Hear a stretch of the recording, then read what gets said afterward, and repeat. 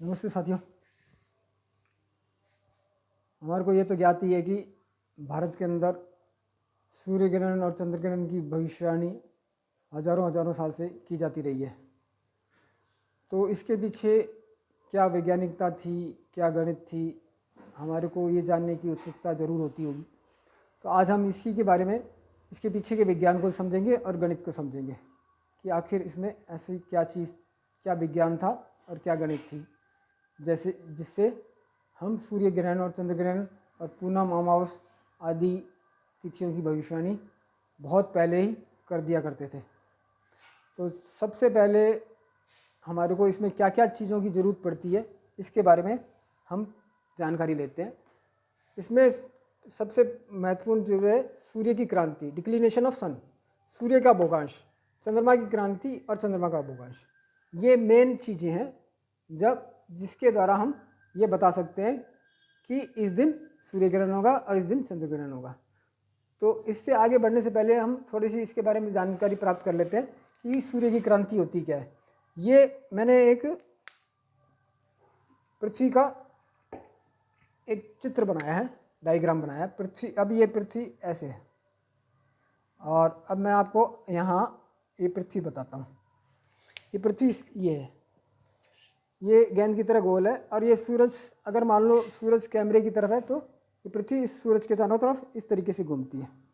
ये सॉरी ऐसे इस प्लेन से, तो ये प्लेन जो है, अभी एक प्लेन, ये इस प्लेन में पृथ्वी इस प्लेन के अंदर घूम रही है सूरज के चारों तरफ और अपनी एक्सिस पे भी ये घूमती है पश्चिम से पूर्व की तरफ।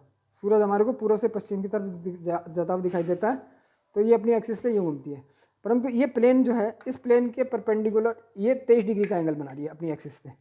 तो पृथ्वी इस तरीके से घूमती है, तो पृथ्वी का जो सूरज का जो प्रभाव पड़ता है पृथ्वी के ऊपर, वो इस तरीके से पड़ता है कि पृथ्वी 22 मार्च को सूरज की किरणें इक्वेटर के ऊपर परपेंडिकुलर गिरती हैं दिन के 12 बजे।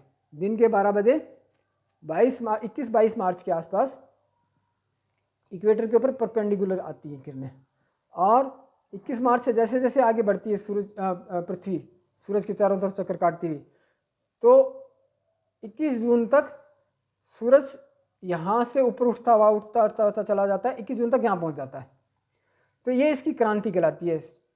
21 मार्च को जब मेष संक्रांति में सूरज था इक्वेटर के ऊपर, बिल्कुल इक्वेटर के ऊपर था मेष संक्रांति, तो उस टाइम सूरज की क्रांति होती है 0। और जैसे सूरज आगे बढ़ता है, पृथ्वी आगे बढ़ती है सूरज की तरफ चक्कर काटते हुए, तो सूरज का प्रभाव ऐसे बढ़ जाता है। ये सूरज दिखाया मैंने, परंतु यहाँ स्पेस की कमी होने से इस तरीके से दिखाया, सिर्फ क्रांति को समझाने के लिए। वास्तव में सूरज जो है पृथ्वी से लाखों गुना बड़ा है।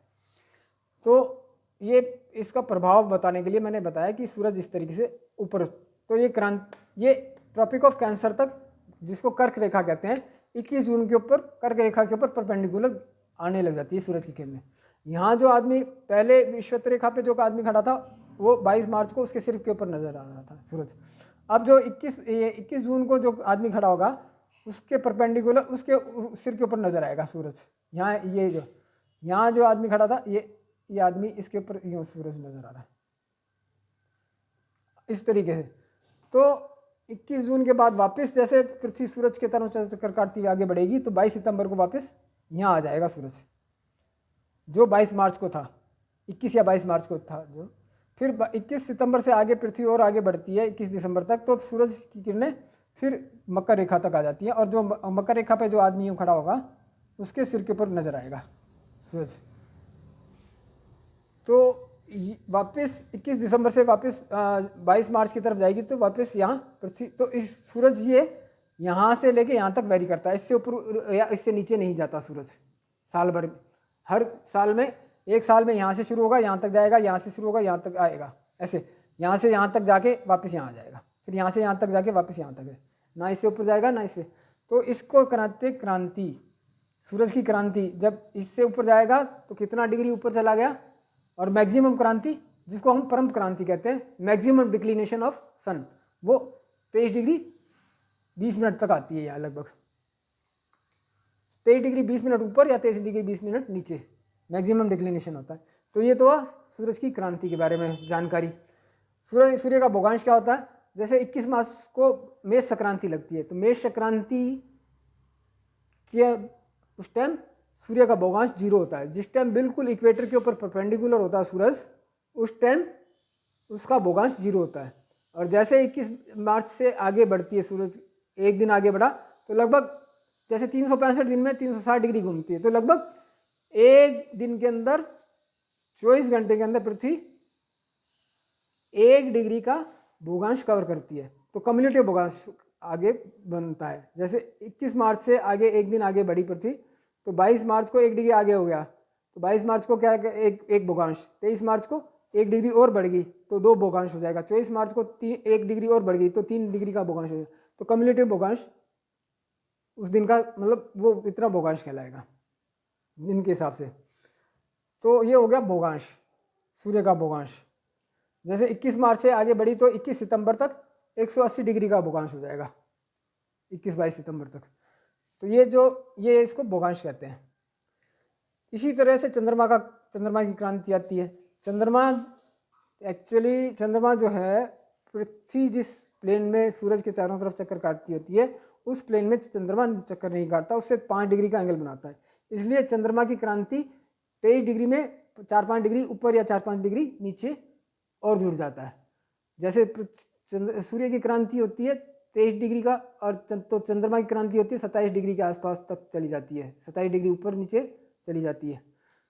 तो ये होगी चंद्रमा की क्रांति। और चंद्रमा का भोगांश भी इसी तरीके से होता है। चंद्रमा एक्चुअली क्या है कि पृथ्वी के चारों तरफ 27.5 दिन में एक चक्कर काट लेता है, परंतु अमावस ये भी मैंने समझा रखा है कि फिर अमावस से अमावस 29.5 दिन में कैसे होती है, इसके बारे में भी मैंने विस्तार से अपने अलग अलग वीडियो में बता रखे हैं।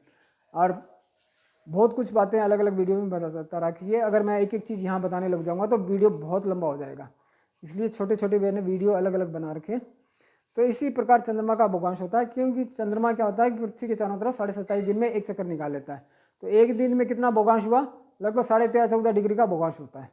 मतलब 360 डिग्री घूम गया 27.5 दिन में, तो 27.5 से अगर भाग करते हैं जैसे, तो लगभग 13-14 डिग्री का आता है एक दिन का भोगांश। तो इस तरीके से ये चंद्रमा का भोगांश भी हो गया और चंद्रमा की क्रांति के बारे में बता दिया। अब होता क्या है कि सूर्य ग्रहण हमारे को पता है कब होता है। सूर्य ग्रहण हर अमावस को नहीं होता, परंतु कभी कभी अमावस के दिन ही सूर्य ग्रहण होता है। ऐसा नहीं होता कि अमावस से हटके कभी सूर्य ग्रहण हुआ हो। और इसी प्रकार चंद्र ग्रहण होता पूनम को, हर पूनम को नहीं होता, परंतु होता जब पूनम को ही होता है चंद्र ग्रहण। तो जब सूरज और पृथ्वी के बीच में चंद्रमा आ जाता है तो सूर्य ग्रहण होता है, और जब सूरज और चंद्रमा के बीच में पृथ्वी आ जाती है तो चंद्र ग्रहण होता है। क्योंकि चंद्रमा पे पृथ्वी की छाया पड़ने लग जाती है, सूर्य का प्रकाश चंद्रमा तक पूरा नहीं पहुंच पाता, तब चंद्र ग्रहण होता है। इसी प्रकार जब पृथ्वी और सूरज के बीच में चंद्रमा आ जाता है तो सूर्य का प्रकाश पृथ्वी तक नहीं पहुंच पाता, सूर्य और पृथ्वी के बीच में चंद्रमा आ जाता है, तो उस टाइम सूर्य ग्रहण होता है। तो अब ये भोगांश निकाल लिया, क्रांति पता चल गई हर दिन की, हर दिन की सूर्य की क्रांति, सूर्य का भोगांश, हर दिन की चंद्रमा की क्रांति और चंद्रमा का भोगांश पता चल जाता है। तो हमारे को जिस दिन सूर्य का भोगांश और चंद्रमा का भोगांश एक ही हो, और सूर्य की क्रांति और चंद्रमा की क्रांति भी एक ही हो, जैसे सूर्य का भोगांश है मान लो 210 डिग्री और चंद्रमा का भी भोगांश है 210 डिग्री, और सूर्य की क्रांति है 15 डिग्री और चंद्रमा की क्रांति है 15 डिग्री, इनके आसपास थोड़ा बहुत ऊपर नीचे, ये जब दोनों सेम होंगे तो पूर्ण सूर्य ग्रहण होगा। और इनके थोड़ा सा भी ऊपर नीचे होता है, ये 15 डिग्री, ये 14 डिग्री, या ये 210 डिग्री, या ये 208 डिग्री भोगांश हो, तो उस टाइम क्या होता है, आंशिक सूर्य ग्रहण होता है। तो ये आप सूर्य ग्रहण कब होएगा, वो तिथि पता चल जाती है, मतलब गते पता चल जाती है। अब ये जो हमारा जो सूर्य मास अलग होता है वो जानना बहुत ज़रूरी है, क्योंकि इसका सीधा सीधा कोरिलेट हम अंग्रेजी महीनों से नहीं कर सकते, क्योंकि हमारा पहले सूर्य मास गते बनता है, और उस सूर्य मास बनता है जिसके अंदर दिनांक को गते कहा जाता है। उन गते के अनुसार हमारी ये सूर्य ग्रहण और चंद्र ग्रहण की गते फिक्स हो जाती है, वो गते हमारे उस अंग्रेजी महीने के साथ कोरिलेट होते हैं। फिर तब हम बताते हैं कि इस अंग्रेजी महीने की इस तारीख को सूर्य ग्रहण होगा और इस अंग्रेजी महीने के इस तारीख को चंद्र ग्रहण होगा, तभी ये संभव हो पाता है, वरना सीधे सीधे ये संभव नहीं है, क्योंकि गते और दिनांक का कोरिलेशन बिल्कुल सेम होता है। बस हमारा संक्रांति के हिसाब से मेष संक्रांति से शुरू हो जाता है या मीनार्क से शुरू हो जाता है, मेष मीन संक्रांति से या मीनार्क जिसको कहते हैं, वहाँ से हमारा वर्ष शुरू होता है। तो वर्ष तो शुरू होता है मीनार्क से, परंतु भूगांश शुरू होता है मेषार्क से, मेष संक्रांति से। तो ये तो मैंने बताया सूर्य ग्रहण के बारे में। इसी प्रकार चंद्र ग्रहण के बारे में बताता हूँ कि चंद्र ग्रहण कब होता है, जब सूर्य की क्रांति, मान लो सूर्य का भूगांश होगा 120 डिग्री, सूर्य का भूगांश 120 डिग्री और चंद्रमा का भूगांश कितना होना चाहिए, फिर 180 डिग्री और जोड़ दो तो 300 डिग्री। ये बिल्कुल अपोजिट होता है, 180 डिग्री का फर्क होगा बीच में, अपोजिट हो जाएंगे ना बिल्कुल, सूर्य और चंद्रमा बिल्कुल अपोजिट होते हैं। तो 180 डिग्री का सर्किल के अंदर फर्क कब होता है, 180 डिग्री का टर्न, 180 डिग्री कहते हैं ना ये बिल्कुल अपोजिट में। तो 180 डिग्री पृथ्वी के एक साइड में सूर्य होता है, दूसरे साइड में चंद्रमा होता है अपोजिट में। और सूर्य की क्रांति मान लो उस टाइम 12 डिग्री है पॉजिटिव ऊपर की तरफ, तो यहाँ -12 डिग्री चंद्रमा की क्रांति होनी चाहिए, तब क्या होगा, चंद्र ग्रहण होगा। तो ये सूर्य ग्रहण और चंद्र ग्रहण की आपको बताया कि चंद्र ग्रहण और सूर्य ग्रहण इस प्रकार हो। अब हमारे को सूर्य जैसे किसी पोजीशन में क्रांति निकालनी हो, जैसे मान लो मैंने को 15 अगस्त में या 20 अगस्त को क्रांति निकालनी है, तो ये मैंने 20 अगस्त को क्रांति कितनी होगी, तो वो मैंने लगभग बताई कि भाई जैसे 21 मार्च से शुरू हुई 0 भूगांश, तो 21 अगस्त तक कितनी हो जाएंगी, लगभग 150 दिन हो जाएंगे, तो 150 डिग्री का भूगांश आ गया। और मैक्सिमम क्रांति कितनी होती है, डिक्लिनेशन मैक्सिमम 23 डिग्री 20 मिनट। तो हमारे को 20 अगस्त की क्रांति निकालनी है, तो साइन 20 अगस्त की क्रांति आ जाएगी, साइन थीटा 20 अगस्त, तो sine 150 into maximum sine 23 degree 20 minute. इसका सॉल्व करके इसका साइन इनवर्स निकाल देंगे, वो थीटा आ जाएगा, उस थीटा जो आएगा वो 20 अगस्त की क्रांति आएगी, 20 अगस्त की क्रांति कहलाएगी। कि कितना, इसकी वैल्यू यहाँ जितनी भी आएगी, या मान लो 20 अगस्त की क्रांति आएगी 20 डिग्री, तो 20 डिग्री 20 अगस्त को 20 डिग्री क्रांति कहलाएगी।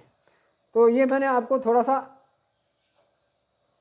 हमारे सूर्य ग्रहण और चंद्र ग्रहण के पीछे की विज्ञान के बारे में जानकारी प्रदान की। अब मैं थोड़ा सा और हिंट बता दूं कि हमारी जो अब ये जैसे साइन के बारे में जैसे बात चल रही थी, तो इसी से रिलेटेड मैं आपको बता दूं कि हमारे पूर्वजों को कितना बड़ा ज्ञान विज्ञान था, गणित और विज्ञान के बारे में जानकारी थी। जैसे हम कहते हैं कि गिनती कहाँ से शुरू करते हैं, 1 2 3, वास्तव में गिनती शुरू होती है 0 से, गिनती शुरू होती है 0 से, 0 1 2 3 4 5, ये 6, और ये जो बाद में ये जो हुए ना, इनके संकेतों में ये सिर्फ चेंज किया गया है, वास्तव में ये संकेत ये ऐसे थे। तो ये संकेत बाद में बदल दिए गए, और इसमें गिनती हमारे को 1 से सिखाई जाती है, वास्तव में गिनती होती है 0 से। तो 0 से गिनती शुरू होती है, क्योंकि साइन 0 की वैल्यू 0 होती है और साइन 90 की वैल्यू 1 होती है, और इसके बीच में सेकेंडों की पार्ट में भी और उसका भी वैल्यू होती है। तो 0 और 1 के बीच में अनंत संख्याएं आती हैं, अनंत, क्योंकि इसके बीच में 0.000000001 बहुत बड़ी संख्या हो जाती है, 0.0000 और आखिर में 1, तो इसके अनुसार कितनी सारी संख्याओं की अनंत संख्याएं आती है। तो ये थोड़ी सी जानकारी मैंने कि भाई हमारे पूर्वजों को कितना बड़ा ज्ञान विज्ञान की जानकारी थी, गणित की जानकारी थी, जो आपको मैंने आगे प्रदान करने की कोशिश की है। धन्यवाद दोस्तों, आपको ये जानकारी अच्छी लगी तो आगे शेयर करें।